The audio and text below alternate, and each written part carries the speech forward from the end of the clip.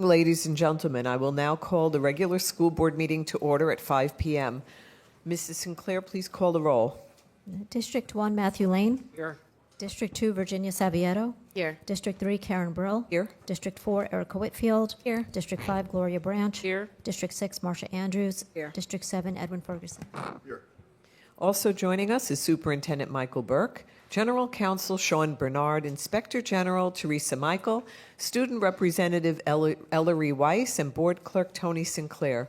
Senior staff members will join us periodically as directed by the Superintendent. Tonight, the national anthem will be performed by the Boca Raton High School Chamber Choir. Would everyone please stand, if you're able to, for the national anthem, followed by the Pledge of Allegiance led by Gloria Branch.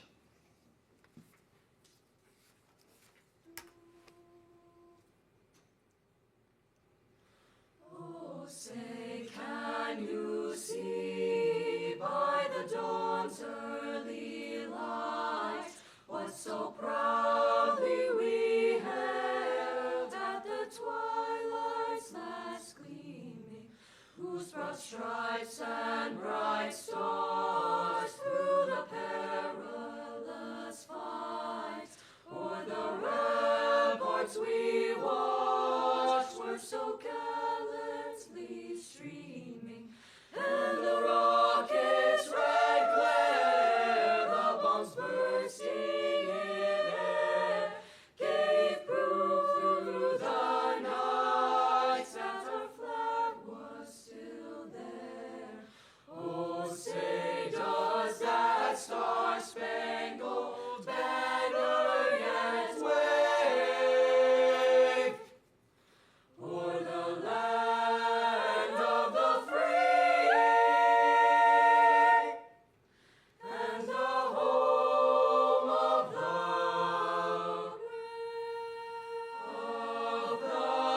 brave?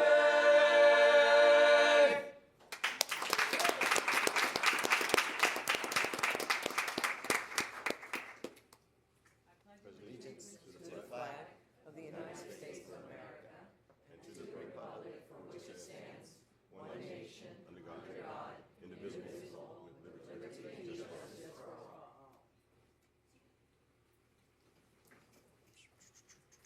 Viewers and listeners can access the meeting today by either watching on Comcast channels 234 and 235, UVerse channel 99, or by using the YouTube link on our webpage at palmbeachschools.org.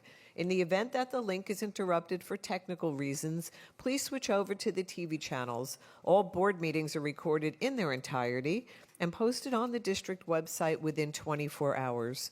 Board members, we do not have any minutes to approve tonight, but I do have several items to add for good cause. COM3, agreement with KCIA, Public Strategy LLC, DBA KCIA K-12 for student recruitment campaign. Good cause exists for adding this item to the agenda to ensure adequate lead time is in place to allow for preparation of a student recruitment campaign to target enrollment for the upcoming 2026-2027 school year. I'm also adding P2, the personnel addendum. Good cause exists for adding this item so that employees can begin in their new positions as soon as possible. LD1, authorization to rule on request for administrative hearing. Good cause exists for adding this item to the agenda at this time. Robert Lee Rich has filed a request for an administrative hearing. The board, as the agency, has 15 days to grant or deny a request for a hearing. Because of this abbreviated time frame, this item is being brought as a good cause item on today's agenda. And finally, REG-N1, Jupiter High School, Sagano High School, Global Forum, Kyoto, Japan. Good cause exists for adding this item so that students and parents may have adequate time to prepare for this opportunity. Mr. Superintendent, do you have any items to withdraw? Yes, I'll be withdrawing CA01. Okay, board members, do you have any items to pull from the consented agenda? Okay, seeing none, I will take a motion to approve the agenda. Motion by Ms. Branch, second by Ms. Andrews. Is there any discussion? All in favor? All opposed? Motion carries unanimously. Do we have any disclosures and abstentions? Okay, seeing none. That will now bring us to superintendent and board member comments. Thank you, Chair Brill. I have several comments tonight. I'll try to move right along. But last month, we joined districts across the state to celebrate Public Schools Week. The theme was Florida's Future, built by public schools, and it was celebrated in collaboration with the Florida Association of District School Superintendents. We also celebrated our program that we've dubbed We Are Starstruck by You, and this is our initiative to honor the 28,500 roughly full and part-time employees that constitute Team Palm Beach, and their work has led us to our 96.7% graduation rate and maintaining our A rating. So thank you, Team Palm Beach, and thank you to all of our families out there for choosing our schools and making us your best choice. March is also Women's History Month, and we recognize the contributions of women who shape our community and lead our schools. And when you look at Team Palm Beach and the School District of Palm Beach County, we are very fortunate. We've been heavily shaped by women over the years. We have 17,402 of our full-time employees that are women, and that represents about 76% of our workforce. And when I look across the dais, I see we have 5 of our board members that are women, so that's about 71% right there. So it's my pleasure to work with all of you, and thanks for your contributions to make the district a great place. It's also on March 6th, we had Maintenance Worker Appreciation Day. Our maintenance teams, they're the backbone of the district. They are unsung heroes, and they work very hard to make sure that our schools are clean, safe, and operational from day to day. So thank you, MPO and our school custodians and everyone part of that team. And then last week we celebrated Read Across America Day. I know many of us were out and about reading. I was joined by Officer Ty, who I think is with us here tonight, keeping us safe. But I had the pleasure of going down to Point Siena Elementary and reading to a kindergarten class. And we've got a short video here just to kind of recap that experience.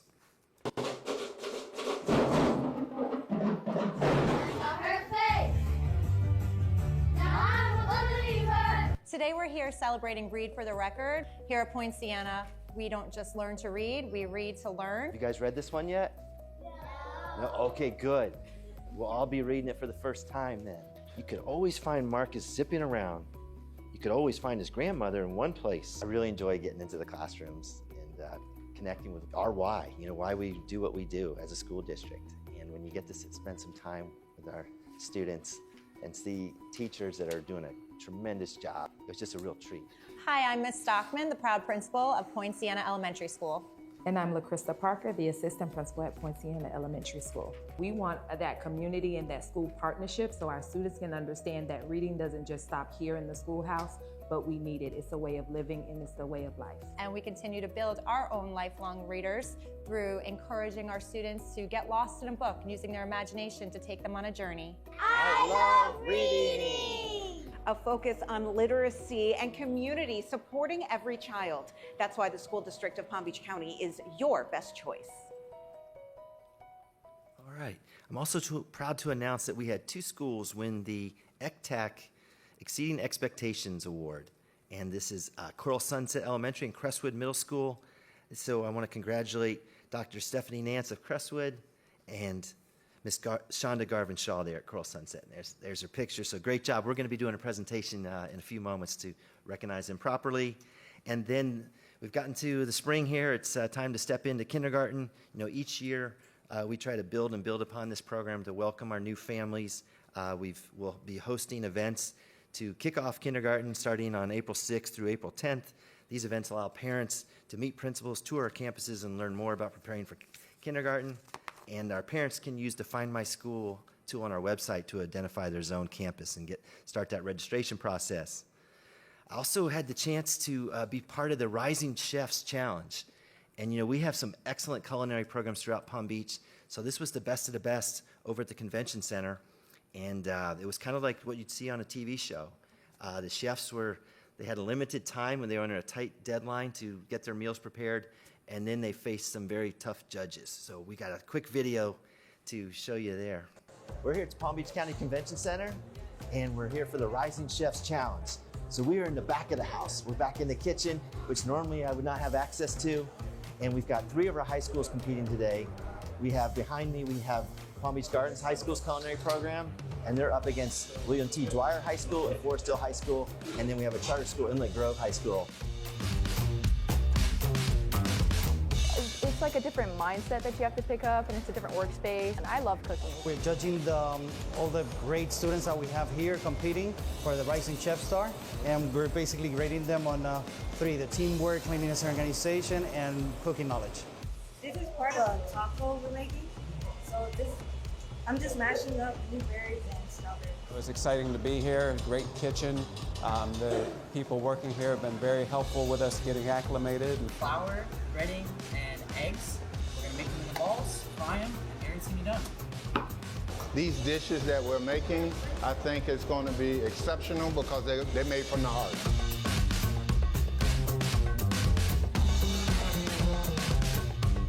It was nice with the apples around and the chicken and the rice in the center.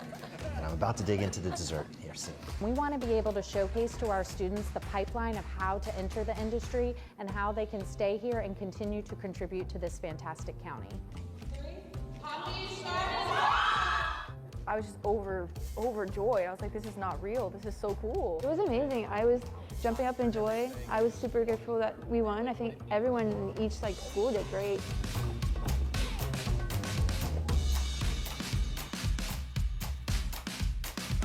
That was a great event, so congratulations to Palm Beach Gardens High School. They were the champs, the Gators there. And I had a chance to sample their dishes, and they really were superb. Like, all the food was great. And I'm conditioned to just say good things about anything that's served to me now. I've learned this over the years, but I can tell you the Gardens really kicked it up a notch. And then, next week, of course, I probably don't have to tell everybody this, but Monday starts spring break on March 16th. So be careful if you're around here about 5 o'clock Friday. You don't want to get run over. People are ready to celebrate spring break. And then for our students, they'll be coming back. They also get Monday, March 23rd off, so they'll be back on Tuesday, March 24th. But it's a well-deserved break. The second semester is going well, and we're going to come back from that break ready to go to finish strong for the rest of the school year. And Madam Chair, that concludes my comments.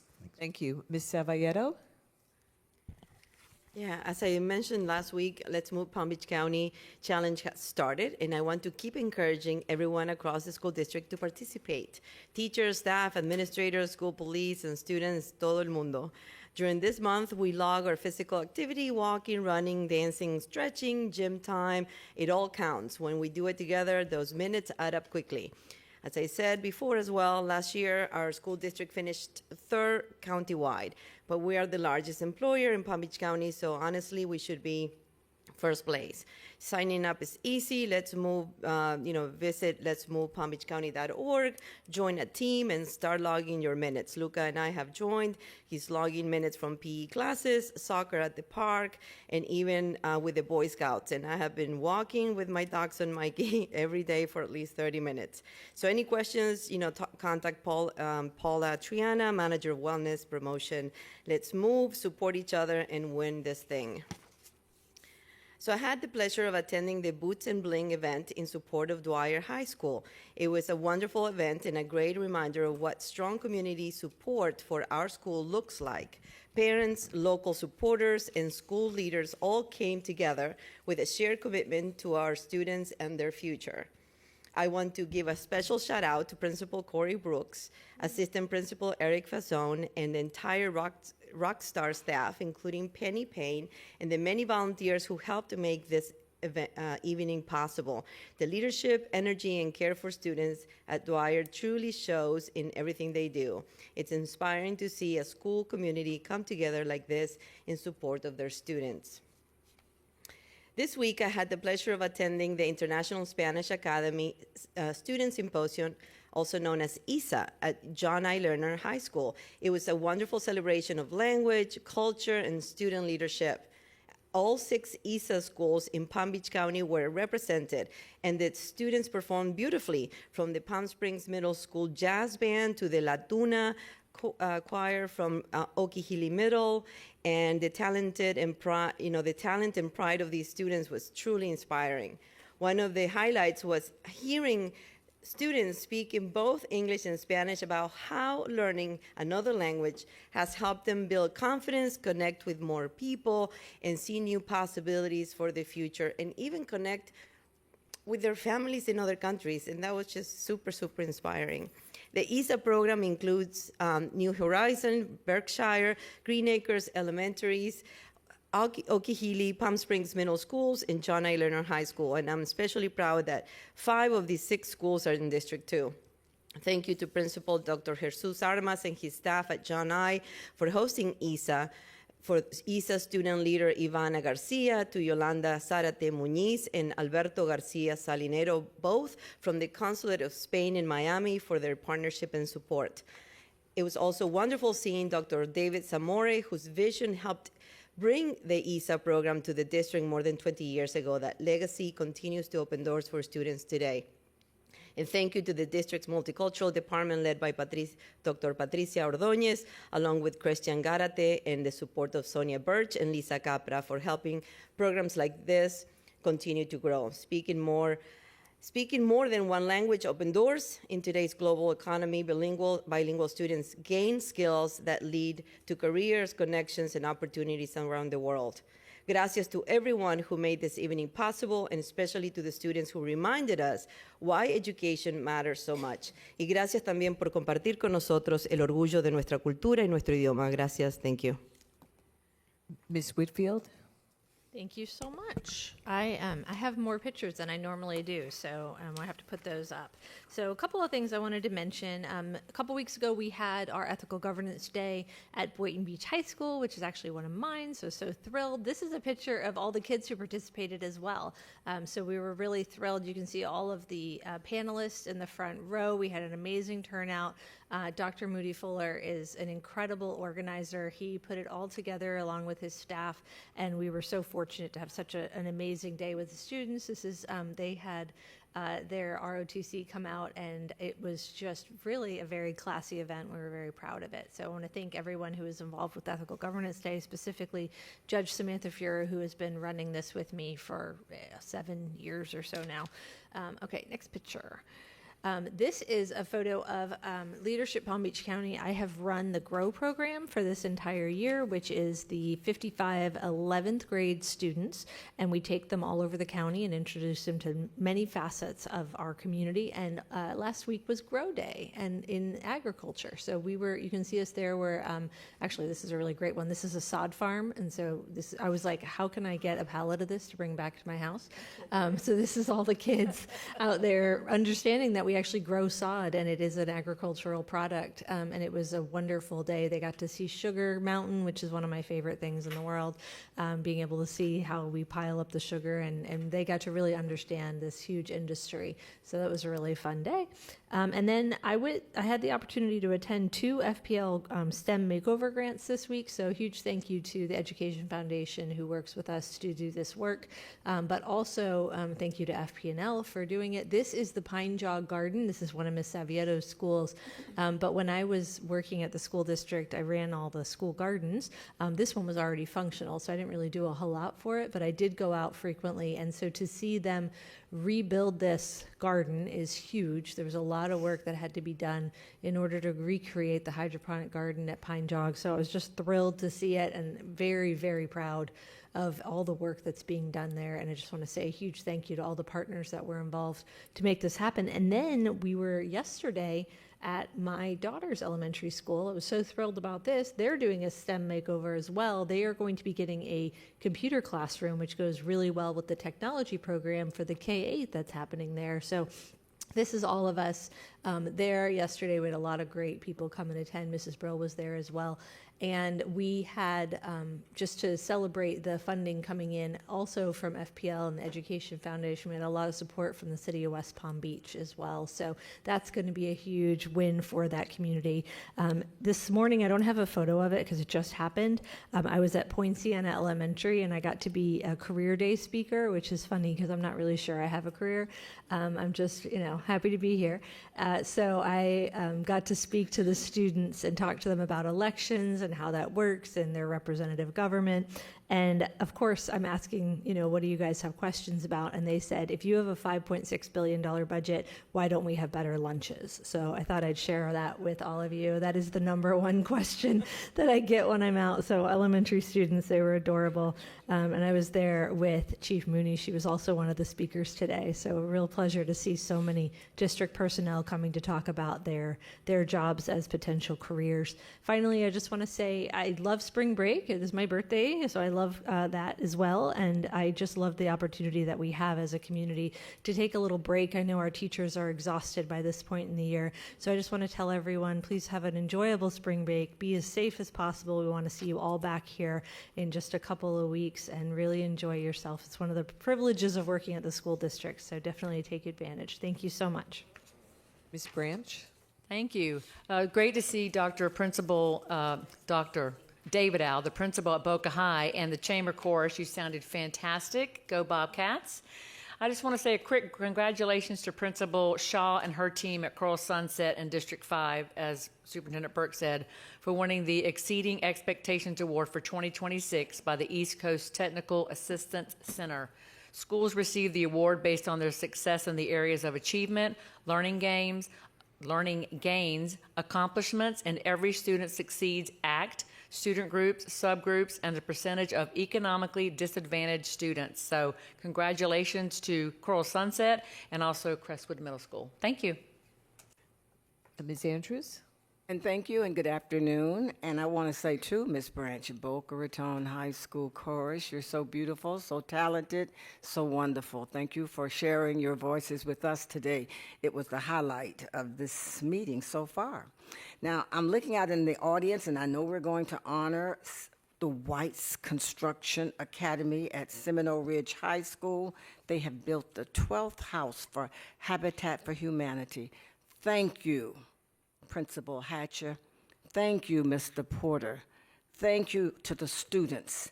Thank you to the staff and the supporters of Seminole Ridge High School White's Construction Academy. It's a big deal to give someone ownership and to be able to give them a life where they can have their own home. And it's nothing like it. And the students, you are just so awesome. You're so wonderful. And I'm happy that we're honoring you this evening. And I do have a few pictures, so we can just put them up. First of all, we celebrated the CTE Month luncheon at Palm Beach Central High School.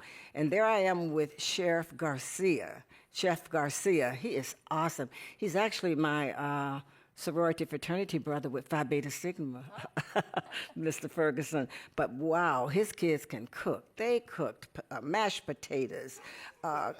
They had garlic bread, chicken, barbecue ribs, just everything. And they're heading to college. This is what we do. And I thought about you, Mr. Burke, when I saw your slide.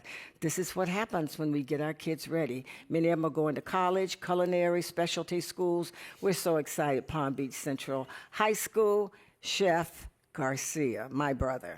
Thank a teacher at Elbridge Gale Elementary School, Michelle Galgano. You're so awesome. You're so beautiful. Your mother was there, and she came surprised, too, to see you get this big award. What she does for our children. $500 from HCA Palms West Hospital for making a difference, but every day she makes a difference for those beautiful children. They love her. She's great. I was just happy to be in her presence and to be at Elbridge Gale, which is one of the best schools in Palm Beach County. Yes, Miss Whitfield, I did career day at Acreage Pines Elementary School, and the elementary kids have different questions to ask you, and they wanted to know how old I was and how long I had been at the school district, and they really wanted to guess, and so it was something. I said, oh my gosh, I do career day at secondary all the time, but it was really funny being at the elementary school. I loved it. It was great, and the principal, Darlene Wineski and Miss Orm, you all had it going on at Acreage Pines. And I was able to go over to Seminole Ridge High School to see AP Anthony Hathaway. He was selected the High School Administrator of the Year. There he is right there. For school counselors. You all saw him when he got that big award. But it was my pleasure to be over there to touch him and say, keep up the great work helping our children. And yes, Mr. Hatcher, you're outstanding with what you do. Go Hawks! And Pahokee robotics students are state champions again. The mechatronics students came in 16th place in the state. Team Dynamics came in 17th place. And Mr. Cortez, if you can see them, I hope we have their pictures. He was awarded the first Tech Challenge Compass Award from Pahokee Middle Senior High School. Also, Pahokee is still shining bright. The Sunshine State Scholars program in Orlando this weekend. William Baltazar from Pahokee High School. We don't have his picture up there, but he's a superstar student. He was one of only 3 students from Palm Beach County selected as the top 11th grade STEM student. I'm going to oh, here he is. There he is. He is awesome.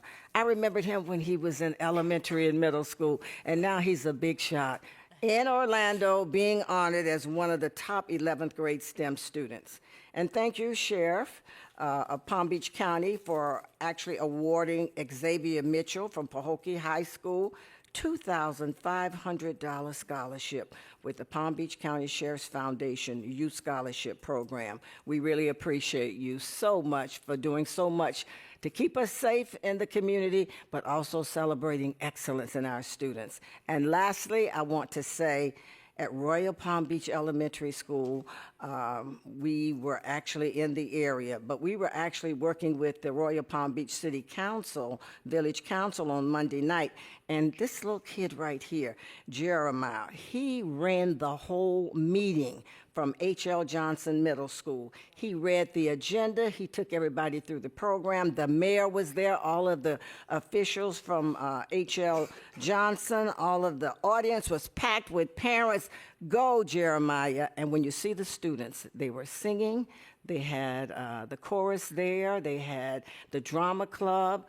They had the handbells, and they're talking about helping students be the best that they can be right in the community. It takes the schools and the community working together. Thank you. Mr. Ferguson? Thanks, Madam Chair. First, I want to thank Mr. Kubrick and his team for giving me this lovely pen and letting me know that I'm a shining star. You know, I feel all warm inside, and I'm going to use this daily until the ink runs out. And I also want to thank Mr. Cooley for the kind sentiments that you expressed in this card. I really appreciate that. And says a lot about you that you would take time to recognize my family's loss. In terms of board comments, I just want to remind everybody about the March 28th Project Uplift event. It'll be at the New Bethel Missionary Baptist Church, 911 9th Street in West Palm Beach.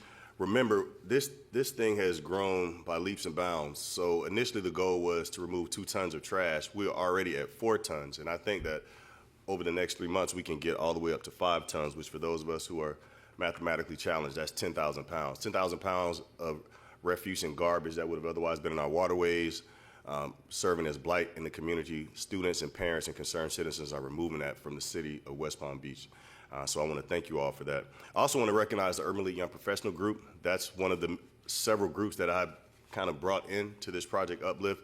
A lot of them have interest in being part of public service, and I told them that part of public service is doing these type of things. They seem kind of mundane, but it speaks a lot if a person's willing to take time out of their busy schedule to help clean their fellow person's neighborhood and things of that nature. So I think I see at least one of their members here. Hello. And looking forward to continue to expand and grow our relationship as citizens of Palm Beach County. On March 31st, I will be holding a choice program symposium regarding the as of yet unnamed high school that's coming to Riviera Beach, along with Mayor Doug Lawson. There should be a QR code affixed to it if you want to RSVP. We will have a lot of the local companies there as well, because we want this to be a very collaborative engagement in regard to the different academic programs that the community wants to see at the school. It's going to be one of the better schools in Palm Beach County, I predict, within the first year or two of it opening, and it's going to be because we're going to do it the right way, the way all schools should be done in regard to having that interaction between community, the district, the subject matter experts within the district as well. So if you're interested in coming out, please scan that QR code or just show up.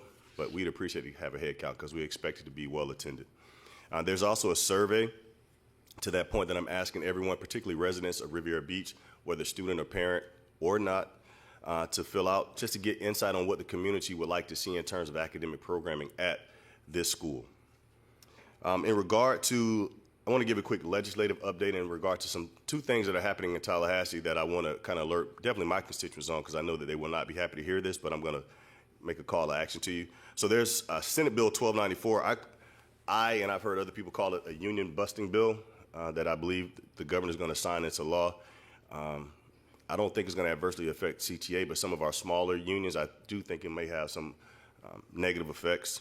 And then also my understanding is that the governor is going to sign into law legislation that will essentially create a cause of action against a municipality or county government agency as well if they have DEI-based policies in effect. So I know that's going to annoy and irritate a lot of people, but I would say don't let that be the end of it. Do something about it, which is to say educate yourself on the issues, vote, bring other people to vote as well, because the only reason this thing is all upside down, 6-7, if you will, is because we've allowed persons into office who don't really support the greater majority of us, who don't understand the importance of public education. Aside from housing and food, I don't believe there's anything that's more important for a government than having a robust public education system. So the constant attack on it is really quite mind-numbing in my mindset. So again, I will call you all to action. Make sure you vote often. Make sure you educate your family and friends on the importance of them voting as well. People died for your right to vote, irrespective of your race or your creed or anything like that. So I feel like it's an insult to your ancestors and to yourself and to your future children and what have you if you don't vote. So get out here, don't complain, do something about it.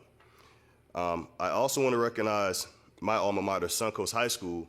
They beat Boca Ciega yesterday 63-31.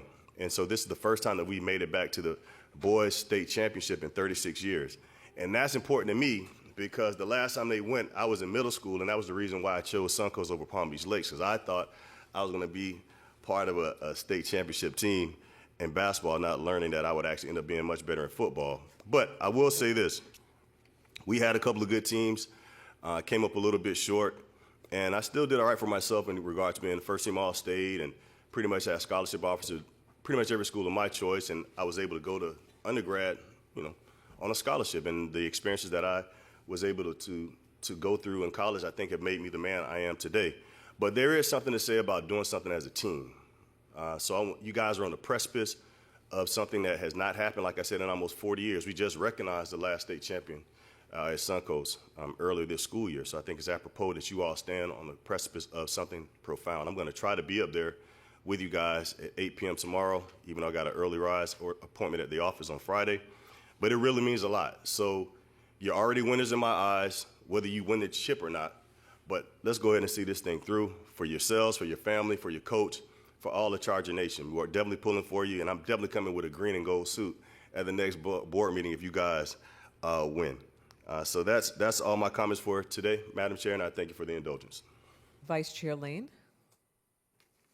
I'm going to begin my report by talking about three of my favorite topics: the Education Foundation, Career and Technical Education, and Deputy Superintendent Jamie Wyatt and Jennifer Etheridge, who's the Director of Programs and Grants at the Education Foundation. On February 25th, Deputy Superintendent Wyatt and Jennifer Etheridge gave excellent presentations to the Education Foundation. And after listening to their presentations, it became clear to me that there are five key components, five pillars that we must focus on in order to implement the most effective career and technical education program in the school district of Palm Beach County. First, we must test our students in order to ascertain their aptitudes, abilities, and interests. Second, we need counselors who can interpret those results and guide students into the correct fields. Third, we must ensure that we have facilities to house our CTE programs. Fourth, we need transportation so students can access these programs. And fifth, we need teachers with the capacity to teach these career and technical skills. And this can be accomplished by developing strong partnerships with the various industries in our community. where we offer to train their future employees, and in return, they help provide us with instructors and expertise for our students. Since approximately 40% of our students aren't going to college, that's almost 1 in 2, and many members of the skilled trades, such as plumbers, electricians, and carpenters, are aging out of the workforce, it's critically important that we properly educate our students so that when they graduate, they'll have the skills necessary to be successful in the workforce. Turning to my next item, on February 20th, I attended the Winners Scholarship Fund event at Jupiter Elementary School. The Winners Scholarship Fund honors 2nd through 5th grade students with scholarships that they can use to contribute to continue their education after high school. And the fund, which is maintained by the Education Foundation, was established by Hermine Dresner and Jan Winkler. Next, on February 22nd, I attended a very successful after-school program at Marsh Point Elementary School, which was established by Chabad of Palm Beach Gardens. This program has been so successful that it will be launched in 3 additional locations in 2026. Finally, congratulations to Principal Corey Brooks, Assistant Principal and Coach Eric Fasone, and the golf team at Dwyer High School. They are our state champions, and it was a pleasure for me to attend their ring ceremony yesterday. Golf takes intellect, hard work, and perseverance, the very qualities that we strive to instill in our students at the A-rated school district of Palm Beach County. Congratulations again to Dwyer High School and their golf team for demonstrating exactly what Palm Beach County students can achieve. And that concludes my report for March of 2026. So tonight, I want to highlight one of the items on our agenda, FMP 04, which is the purchase of school buses. I've been talking about getting smaller buses for a very long time for our ESE students. This purchase is going to be 5 14-passenger buses equipped with wheelchair lifts and 10 14-passenger buses with standard configuration. So why is this important? Well, first of all, on my way home, I'm going to get gas. And I shudder to think of what the cost is going to be when I get to the gas station. So these are going to be a lot more economical. Second, my understanding is that the drivers have to take CDL training, but they don't need a CDL license. And that's going to help us because, as you know, we have a shortage of bus drivers. And the other thing is that this is now going to decrease our reliance on outside contracts for ESC transportation. So it took a little time, it took a little help from the legislature, but I do want to thank Mr. Burke and Mr. Sanchez. This is an issue that's been very near and dear to my heart when I used to see those big buses traveling with just a few children. And then when I saw some of the contracted vendors that we were working with, I think this is going to save us money at a time when we desperately need that. And so I also tonight want to extend my congratulations to Coral Reef Elementary School's first grade teacher, Janice Jimenez, who was recognized as this week's Thank a Teacher. Ms. Jimenez was nominated not just by one family, but by 3 families from her classroom. As you will see in the video, she is a truly very special teacher. Hi, my name is Janice Jimenez. Well, let's have a look, he said. And I'm a first grade teacher here at Coral Reef Elementary School. If you can hear me clap once, definitely got a lot of work to do. Great job, friends. My kids are in a routine. We stay on time. We always start with a positive mindset. Awesome. As soon as we come in, we always greet my students. Good morning, buenos dias. Good morning, buenos dias. We have a morning to-do list, which definitely sets the day. And then we have something that says set of goals to get started and have a productive day. The things that we work on in first grade is independence. Are you gonna be doing your word sounds today? They're reading, sounding out words. E, 11, 12. Their addition and subtraction facts. So what's the next number we're gonna put on there? 20. Awesome. I'm very proud of the change I make in the students every day. Not knowing something to definitely getting it. What I'm doing is definitely sticking and they're applying it. It's a great feeling. Congratulations, Ms. Jimenez. You are this week's Thank a Teacher. She teaches kids to have a growth mindset. She teaches them to persevere. And you're molding their minds. You're getting them excited about learning.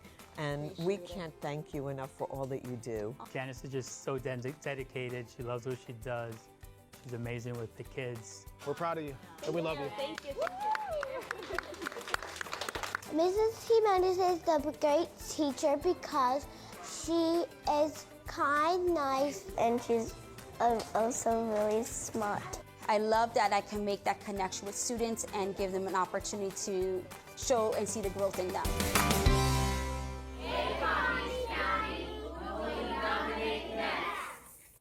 So thank you, Ms. Jimenez. It was really a pleasure being with you in your classroom, and thank you, HCA Florida Healthcare, for all that you do. This is such a wonderful program. It's a feel-good way. For me, it was Monday morning, and I can't think of a better way to start my week. So that's now going to bring us to our presentations. Ms. Neka Nolim from the Communications and Engagement Department joins us for the March Board recognitions. Good evening, Neka, and everybody, please go down off the dais.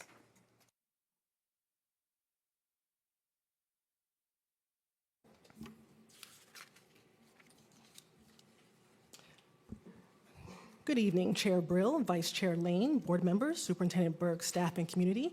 And this evening we have just 2 recognitions on the agenda. We begin with a recognition for Coral Sunset Elementary and Crestwood Middle. These 2 campuses were named 2026 Exceeding Expectation Award Schools by the East Coast Technical Assistance Center, selected out of more than 3,000 schools across the state of Florida. Schools received the award for demonstrating exceptional progress in enhancing achievement for all students. Both schools credit their teachers, students, and families for working together to achieve this designation. Here to accept this recognition from Coral Sunset Elementary, we have Ms. Shonda Garvin-Shaw, the principal, Ms. Jennifer Espinoza, assistant principal, and from Crestwood Middle, Dr. Stephanie Nance, the principal, Martin Pasquariello, assistant principal, Claude Smith, assistant principal, and Melissa Callister, assistant principal. Let's give them all a round of applause.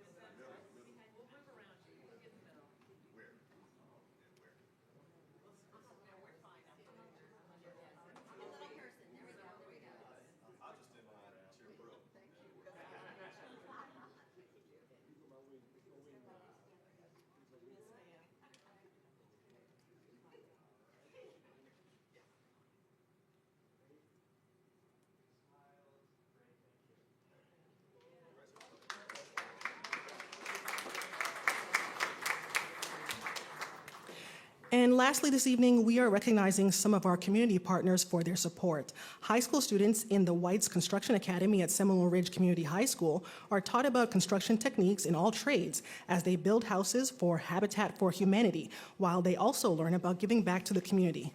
The students recently delivered the 12th house to be built for Habitat for Humanity. The district is grateful for the support of this construction academy and is proud to recognize the community partners who make this work possible. From Habitat for Humanity, we have Tara Oakler, Chief Operating Officer, Jennifer Thomason, Chief Executive Officer, Julia Murphy, Chief Advancement Officer, and we're also pleased to welcome Doug Strathy, Senior Project Manager from White's Construction, David Porter, owner of Porter Architects, and from Seminole Ridge High, Mr. Bob Hatcher, the principal, and Mr. Todd Williams, the construction teacher. Let's give them all a round of applause.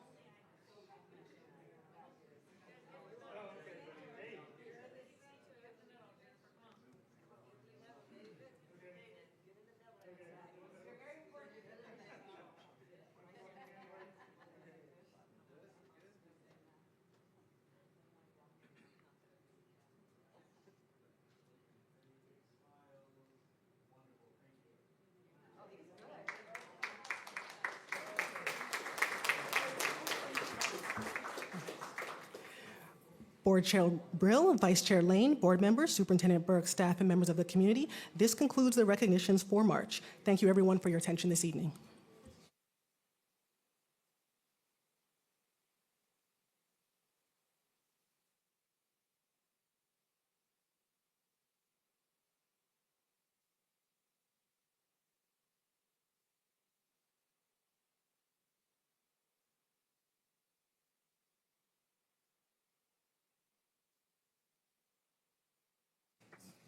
Okay, so that's now going to bring us to our student government report by Ms. Ellery Weiss.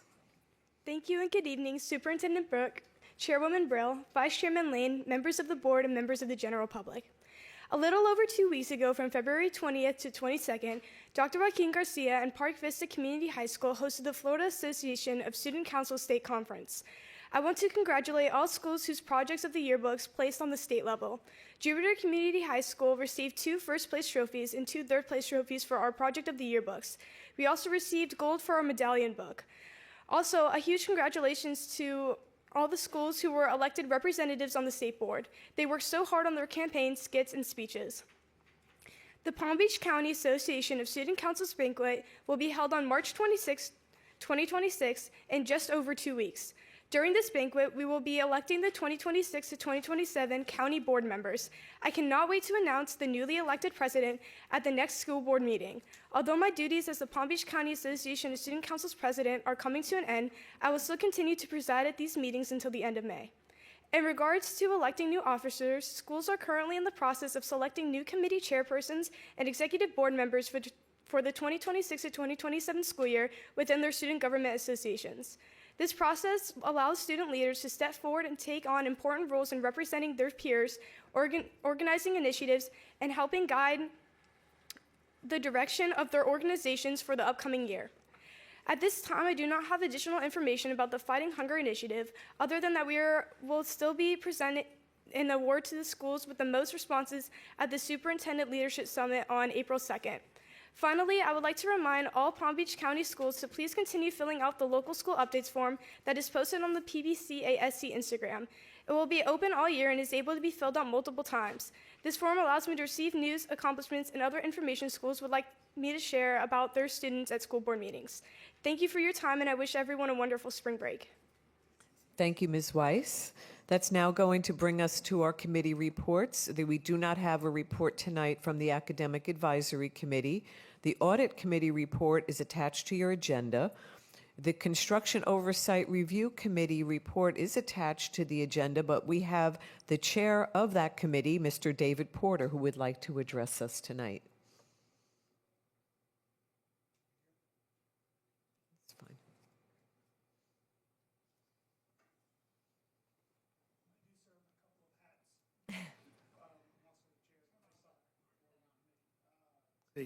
How's that better? Okay. I thought because it's been a few years since Lou Doctor used to come here and give you a verbal report, that since I was already here, I'd figure out if you had any questions, and therefore, if not, then I can just leave. Well, we enjoy seeing you here, so thank you for joining us tonight, and thank you for all that you do for the district and for your many years of service. 25. That's when I got on Quirk. Okay, thank you. Thank you. For our District Diversity and Equity Committee report, we have the chair, Charmaine Postal, here, I believe. Nope, I don't see her. Okay, so that's going to bring us to the General Counsel. Do you have a report for us tonight? No report, thank you. Okay, thank you. Inspector General, do you have a report for us? Yes, I do. Madam Chair, board members, superintendent, I'd like to take a few minutes to speak directly to our teachers, principals, coaches, and staff who may be listening tonight. First, I want to acknowledge something important. Many of our employees have talents and passions outside of the school day. Coaching travel teams, running baseball and football camps, offering one-on-one lessons, tutoring, music lessons, or summer programs. These are positive activities. They support students and they supplement income. There is nothing inherently wrong with outside employment. I understand the need to bring in outside income, as in the first 20 years that I worked for the state of Florida, I held a second job, and sometimes I even had a third job. However, Florida law, specifically Section 112.31.3, Florida statutes places guardrails around when outside employment intersects with your public role. The law does not require bad intent. It is preventative. It looks at whether a private business relationship could create divided loyalties or even the appearance of favoritism. Here's where concerns arise. If you privately coach, tutor, or provide paid services to a student that you teach, coach, supervise, evaluate, influence, or, and this is very important, may later evaluate including students pending tryouts. That private relationship may create a prohibited conflict as defined by the state. The issue isn't whether you treat a student unfairly. The issue is whether the situation could tempt favoritism or cause others to reasonably question whether access, playing time, grades, recommendations, or opportunities are influenced by a financial relationship. The Florida Commission on Ethics has consistently said that when public authority and private business overlap with the same student, that overlap can violate the statute, even if it happens once. A recent CEO opinion summarizes this and should be examined by any district employee who has an outside employment. That's CEO 25-6, conflict of interest. The same caution applies to recruiting your own students into private camps or lessons, marketing private programs inside schools, using district communication systems to promote private businesses, hiring district employees into your private business when you have authority over them. Our district code of ethics reminds us that public service is a public trust and that we must avoid even the appearance of conflicts between private interests and official responsibilities. So what does this mean practically? That means do not enter into a paid private arrangements with students you currently supervise or evaluate. Be cautious with students who are trying out or may later be in your class or on your team.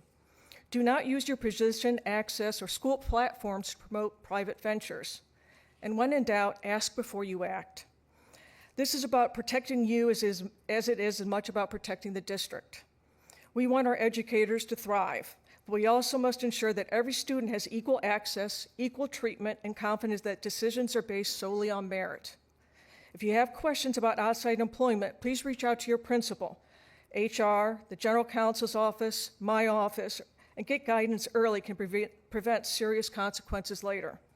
Thank you for the work that you do every day for our students, for helping us maintain the trust our community places in the district. Thank you. Thank you. That's going to bring us now to our elected officials and delegates reports. I'll start off with James Gavrilos, President and CEO of the Education Foundation. Good evening, ladies and gentlemen, Superintendent Burke, Board Chair Brill, and members of the school board. Board Chair Brill, you mentioned a great way to start your day. Sometimes we wake up and we wonder what cataclysm is waiting for us on our days. And then I had a morning like this morning. One of the members of our development committee is Mr. Jim Reinhardt from Cass Construction, and he had called us and said, do you mind if our CEO stops by tomorrow morning? So Sean Willett from Cass Construction came by today unannounced, no warning, and brought a $25,000 check. Said, well, why don't we plan a big check presentation? He said, because that's not what it's about. We love what you're doing. We love your mission. We support Superintendent Burke. Just go do what you guys do best. It's those kind of relationships that the business community demonstrates their commitment to this school district. So Cass Construction, we want to thank you for your support. A number of you spoke about the Florida Power and Light, speaking of our great partners, the STEM Classroom Makeover Grants. And as you know, these are $50,000 grants. And combined with Ventus Charitable Foundation, this year there are 8 of them going to our school district. We're talking about a commitment of $400,000. Just to run through very, very quickly, you mentioned the one at Pine Jog, which was a lot of fun this week. We thank Board Chair Brill, Ms. Savieto, Erica Whitfield, who were there. That $50,000 investment is to upgrade that school's hydroponic garden. And so we heard a little bit about that one earlier. Yesterday, as you mentioned, Erica, we were at South Olive. That $50,000 STEM grant is to help them as they expand to K through 8 to build a pre-engineering program. As we go through these STEM grants, you're seeing the breadth of not only the academic programs that you sponsor here, but more importantly, how Florida Power and Light is supporting all these various academies. This Friday, we will be at Diamond View Elementary with Florida Power and Light. along with Meredith Trim and Ventus Charitable Foundation for yet another $50,000 STEM classroom announcement. Coming right out of the break on March 24th, when the students come back, we will join Florida Power and Light, Meredith Trim, and Ventus Charitable Foundation at L.C. Swain for their STEM classroom makeover. Now, we've seen the garden, we've seen the pre-engineering program, Diamond View Elementaries. Over at L.C. Swain, they're going to be focusing on robotics. 3 days later, on March 27th, we'll be at Banyan Creek Elementary with Principal Raya Pell, along with Florida Power and Light, to unveil 2 new STEM spaces. And we will wrap up this little journey on April 10th at Roosevelt Community Middle School with Florida Power and Light to cut the ribbon on their new esports lab. From gardens to esports, pre-engineering, robotics, these STEM classroom grants are giving our students the best chance to have a first-class, world-class scientific, technical, electrical, and mathematical, engineering mathematical education. And we cannot thank certainly Superintendent Burke, this entire board, our Chief Academic Officer, Maria Bishop, and certainly Florida Power and Light and Ventus Charitable Foundation. The breadth of these programs is simply astounding. When we talk about heroes in our business community, Cass Construction, Florida Power and Light, I also have to talk about the heroes that sit in this room. I've mentioned this before, but Chief Mooney, I'm going to embarrass you again. The school police do such an amazing job. Just last week, for the second time, they used our facility, and in just over 3 hours, our school district police distributed over 15,000 pounds of food to some 300 to 400 families from the local neighborhood who are struggling financially and are just having trouble making ends meet. It's that kind of commitment from our school district police. Chief Mooney, you are a bright light in this community, and we are lucky to have you. It's people like Cass Construction, it's people like Florida Power and Light, it's people like Meredith Trim that make our days not look like a cataclysm, Ms. Brill. They make it look like a bright, shining light. Have a great rest of the day. We are your foundation. Thank you. Gordon Longhofer, CTA President.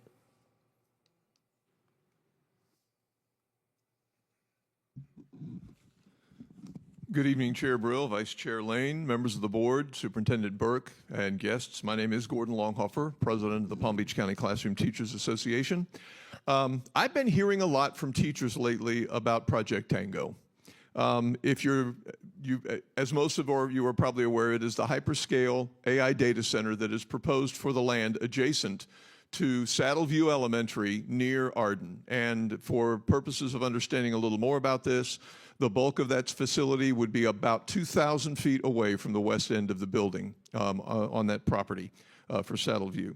I do want to start with this. I'm not opposed to AI. I've actually talked with Superintendent Burke about AI in education and some other district leaders about this particular thing, and we understand it's here and it's a tool to be used, but there have to be guardrails up about that. So again, I'm not opposed, but what I am concerned about, in spite of the fact that it's here and it's here to stay, I'm concerned about structures and facilities that are going to have potentially a negative impact on student learning.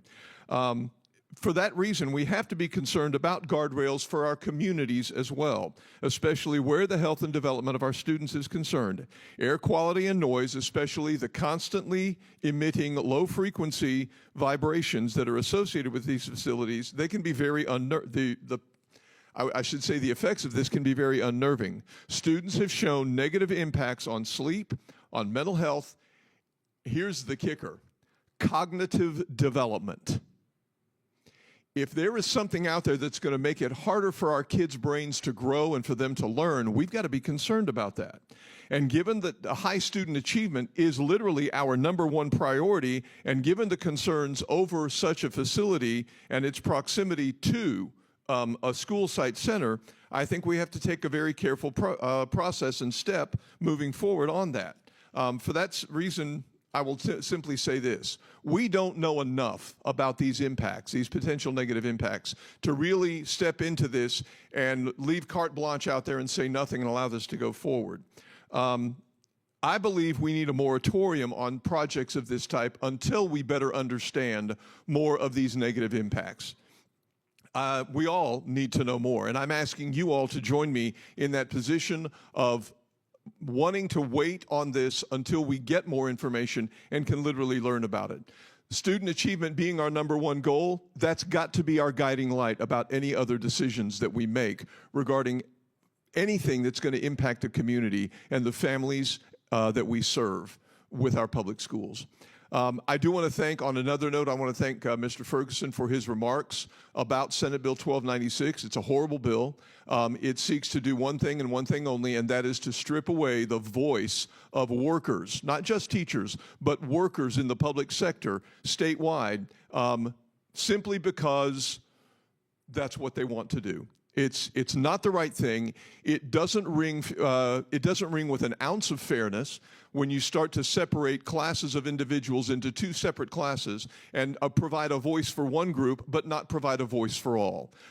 There are constitutional problems with this bill as analyzed by the Senate's own lawyers when they did the bill analysis. So it shouldn't be looked upon as a done deal. You can know that as the president of our teachers union, I'm going to fight tooth and nail to make sure we continue to have that voice and reinforce the positive relationships we've had with the school board of Palm Beach County and the district leaders for a long time, because that's how we've gotten to the A rating that I've talked about before and the high student achievement we have that I referenced about Project Tango. We are all in this together, and we should be shoulder to shoulder fighting bad legislation all the time. Thank you.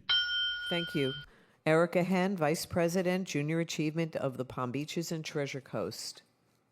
Hi, good evening, Chairwoman Brill, Vice Chair Lane, Board Member Superintendent Burke. I'm not Erica Henn, but I am Katie Thompson, the President and CEO of Junior Achievement of the Palm Beaches and Treasure Coast, and it's a pleasure to be with you tonight. As you know, at Junior Achievement, our mission is to inspire and prepare young people to succeed in a global economy, and we're doing that through delivering different programs that are meant to design education for what's next, truly equipping students with the skills that they need to be successful, those soft skills, but as we like to call them, the essential skills. So we're doing that in great partnership with the school districts. We're very grateful for this partnership. And I just wanted to give you a highlight of some of the elementary, middle, and high school work that we continue to do. First, we are working in our elementary schools doing our career exploration fairs. Those are our career days. We have bring in hundreds and hundreds, last year over 1,200 individual volunteers into our classrooms, into our schools to ensure that all campuses, all students have the opportunity to participate and to be exposed to hands-on careers across a broad spectrum, because one of the things that we're fighting is, of course, just exposure to what's out there and practicing those soft skills. So we're really excited to do that. Recently, we've supported Freedom Shores Elementary, Rolling Green, Choley Lake, Berkshire, and how I started my morning this morning at Green Acres Elementary. I did want to give them a special shout out because they were the first ones to say yes to us 6 years ago. They continue to say yes to us, and they really have embraced the partnership with Junior Achievement, so we continue to be grateful for the wonderful work that goes on in Green Acres. Also, a shout out to Freedom Shores and Berkshire, who are also both doing their 4th consecutive year with us this year. We know that creating these career-connected learning opportunities for our youngest students are building a foundation, and we're proud to continue to partner. At the middle school level, we are continuing to plan for next year's JA Inspire, which will be once again at Cacti Ballpark at the Palm Beaches, hosting all 8th graders.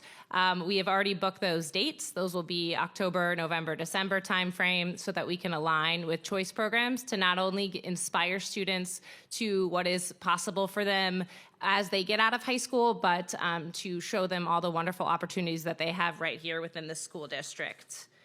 I went ahead of my script here. Career exploration fairs are also happening at the high school level, where they have the opportunity to be hired to earn those last-minute community service hours. We continue to support them, most recently at John I. and Dr. Joaquin Garcia High School, where we brought in to each of them over 100 volunteers to speak to these students and share. We did virtual shark diving, live welding demonstrations, everything to be hands-on and engaging to teach them about careers.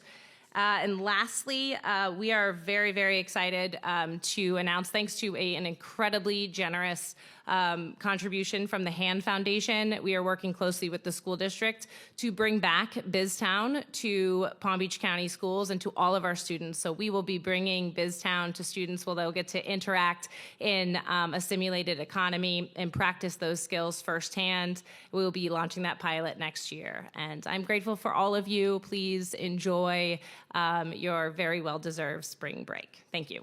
Thank you. Sylvia Hall, PTA, PTSA President.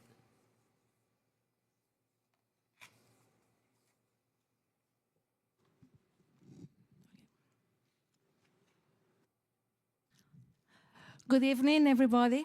Good evening. Our mission is to make every child's potential a reality by engaging and empowering families and communities to advocate for all children.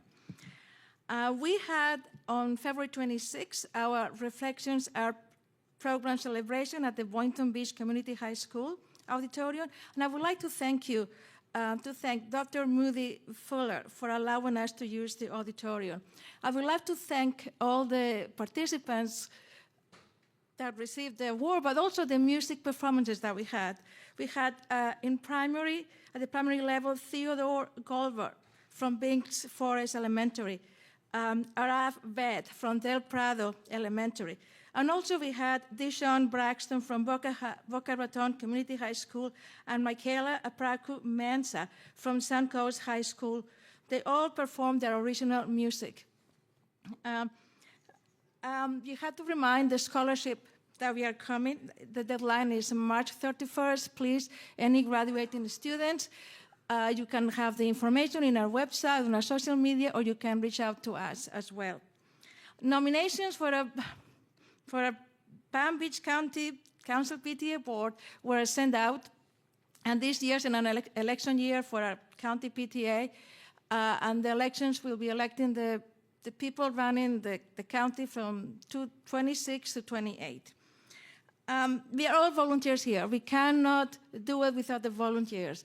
We are here, the county PTA is here to support our local units with any questions they have, compliance, anything. So if you are one of our more than 40,000 members and you're listening to this, we need you. Please, you can check our social media, you can reach out to us. If you would like to be part of our county PTA board, please do so. We cannot do that without our volunteers. Also, we send out the awards for our local units PTA year-end celebrations. Every year we celebrate what the local units are doing at their schools. So the awards go from advocacy to arts and education, DEI, family and community engagement, health and wellness, up to like 15 categories. The information was sent out, and I cannot wait to see what the local units are going to be submitting. I'm going to go back to advocacy. As the Florida legislative session is coming to an end, there are some bills that are dead as we speak right now. One of the ones that we supported was Senate Bill 318. This bill was passed unanimously by the Senate, but it never was taken by the House.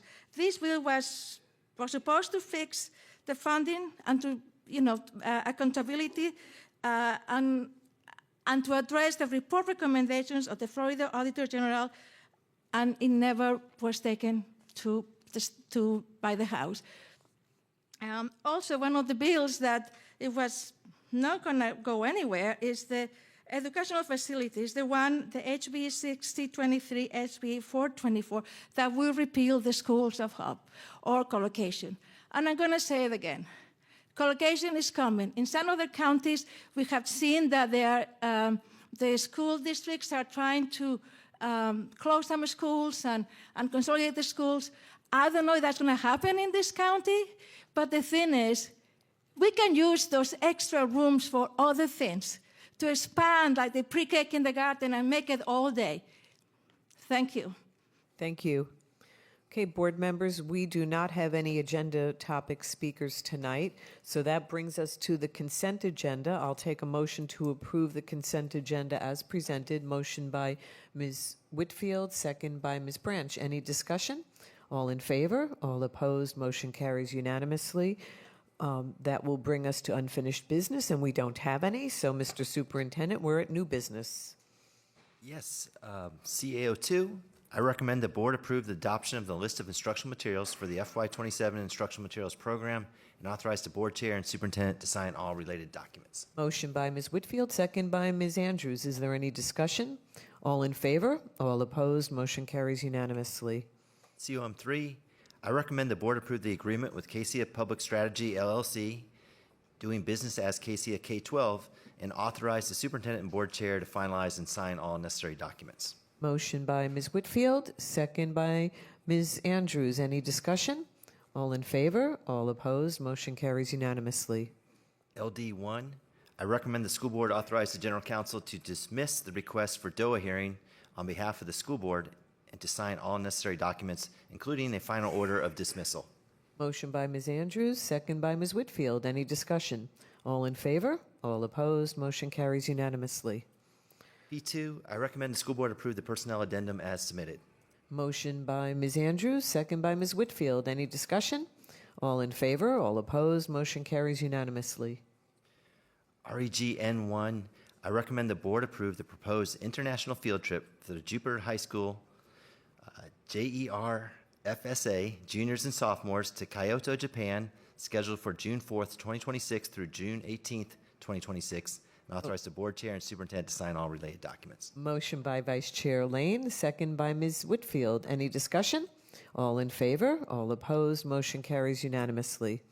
So that's now going to bring us to our non-agenda topic speakers. On behalf of the entire school board, I'd like to welcome any public speakers who are joining us today.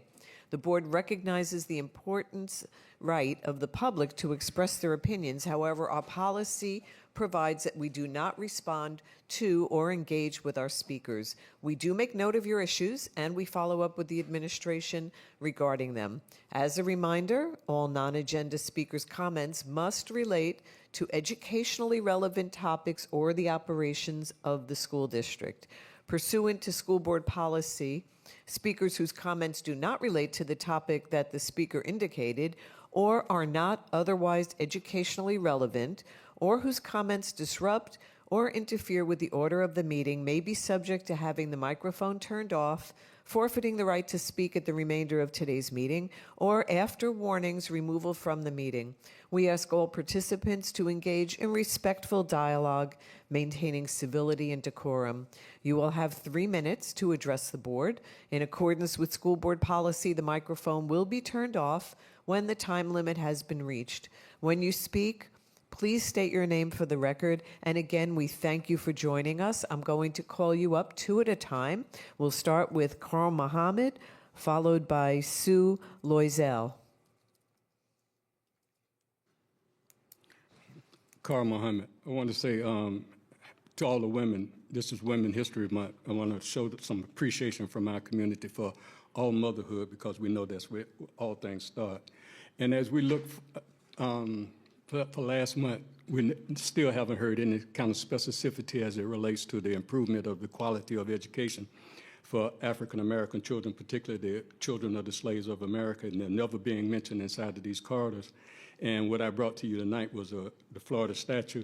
And then 5 years ago, we tried to entertain the school district from the community to try to show how we could intervene and assist in developing our children, and we were rejected. And now today, we're still at that same point where we have the need to have that kind of interjection into the education experience of our children, which we don't have. No one has seemed to have any kind of love for us, even our own community. Last month, I asked you if we had anyone from the church or from one of our fraternities or any of one of these groups that are supposedly earmarked to assist African American children. I was wondering if anyone had appeared at the school district to try to get us some kind of clarity on the movement of our babies. And from what I can see in the community, we don't have that. We are talking about things that are frivolous inside of the community, and we need you to pay attention to the Florida law. It's a Florida statute, and I'm hoping that the Inspector General and the attorney would take a critical, analytical look at what I'm talking about, because we don't seem to be able to get a conversation, a genuine conversation relative to the idea of speaking with some kind of specificity as it relates to African American children inside of your system. And I understand the degree of difficulty it is, because I've been involved with you for over 40 years as a school district. And I know the difficulty that you have as it relates to dealing with the problems of African American children. But we as a community, we are here now. All we need from you is that if you're not going to assist us, if you would just tell us that you're not going to do it, and tell our community that you're not going to do it, then possibly we might be able to design something differently from what we are expecting, because we're not expecting on people just to be voted on. that's a problem. We've been voting on people, and the people that we voted on don't have no genuine concern with our community. So we're asking, as a board and as a school district, if you would take a critical look at the Florida statute. It tells you all of the instructions, and it gave the instructions to everybody inside of this system. And I understand that, once again, the degree of difficulty because of the problems that Black Americans have had since our fathers set the soles of their feet here in the Western Hemisphere. So I'm hoping that you would take a critical look at it. And lastly, happy Women's Month. Thank you. Thank you. Sue Loisel and Santiago Latanzio. Are either of you here? Okay, that will bring us to Jill Coleman and Evangeline Patterson.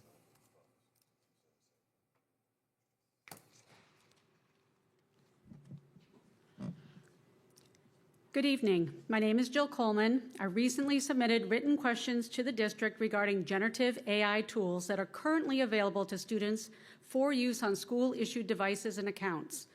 I appreciate I got a response from IT describing the district's review committees and monitoring systems. Those internal processes are important. However, the governance questions I raised are different from internal review procedures. In every other area where schools introduce risk, transportation, athletics, facilities, building safety, the district confirms 3 things before deployment. First, that insurance coverage exists if something goes wrong. Second, that liability is clearly allocated among the parties involved. And third, that incidents can be reconstructed and investigated if harm occurs. Those safeguards exist so that when something affects a child, there is always a responsible adult institution standing behind the system. My request tonight is simply to ask whether those same safeguards have been formally confirmed for student-facing generative AI systems. Specifically, has the district's insurers confirmed coverage for harms arising from AI-generated outputs directed at students? 2, I ask this because vendors of generative AI systems, including approved tools such as Conmingo, generally state in their terms that the systems are provided as is, and that when they do not guarantee the accuracy or the safety of AI-generated responses. And when the vendors state in their terms that they are not responsible for their outputs, who ultimately accepts responsibility for those outputs when they are delivered to students through school-issued devices and accounts? And 3, are the student prompts and system outputs logged and reconstructible for incident investigation? These are not technical questions for the IT department. These are governance questions about institutional responsibility. Unlike narrow AI, conversational generative AI systems interact directly with students. They answer questions, they provide explanations, and sometimes they advise. That makes them materially different from traditional ed tech software. If a system can influence a child, it is reasonable for parents and the public to know which adult institution stands behind it. My request is simply that the board confirm whether those governance safeguards, insurance review, liability allocation, and incident log and reconstructability have been formally evaluated for all student AI systems, whether they were approved or they're otherwise accessible to students on campus or at home on their school-issued devices and accounts. And I want to thank you for all of your work and dedication to our kids, and I hope you have a wonderful spring break. Thank you. Thank you. And after Ms. Patterson, we will have Curtis Sherrod. Ms. Patterson. Good evening, Superintendent, Board. I'm here because of some things that's going on at the facilities. I'm being targeted. I have a lot of stuff going on, which the superintendent know. I have my husband that's in transition. My son has to have a heart transplant, and I'm dealing with my nephew, his special needs. And when I get to work in the morning, I'm getting harassed about doing something else on this job, which I already have a job that I'm doing. They give me an extra route to do, extra something else to do, which I'm coming there to do my job. And then I just got rolled up, but I didn't sign it, for me saying that I done missed 7 days and I have FMLA, and I'm being harassed about that. And I have that over here. And I've been with the district for 40 years, and you can go in and see. And I'm putting in to retire because I can't tolerate this. This is too much that's going on with these bosses. It's too many team leaders, too many senior coordinators and coordinators. They got to go. It's too many bosses, too many Indians, and not enough chiefs. Put it that way. And I'm just done with it. I'm coming here to do my job.